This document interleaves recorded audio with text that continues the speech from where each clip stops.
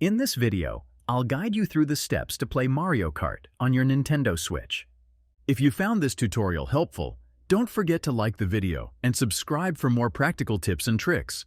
To begin playing Mario Kart on your Nintendo Switch, start by opening the Nintendo controller interface on your console. Once you're in the interface, check if you have already purchased the Mario Kart game.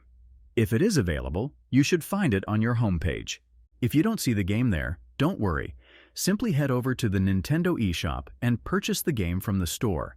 Once the transaction is complete, the game will be available on your homepage. After Mario Kart appears on your homepage, click on the game's icon.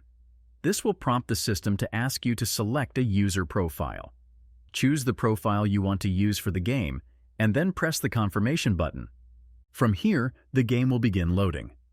Keep in mind that it might take a few moments to load, especially if it's the first time you're launching the game after installation.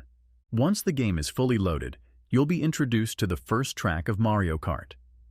The game is designed to be fun and accessible for all players. Your objective is simple: race as fast as possible while earning points. The more you play, the better you'll understand the mechanics, but the core gameplay revolves around speeding through the track, using items strategically, and outpacing your opponents. Overall, Mario Kart is an easy game to pick up, but mastering it takes time and practice. Enjoy the game and have fun racing. If you like this video, make sure to subscribe for more tips and tricks. Thanks for watching.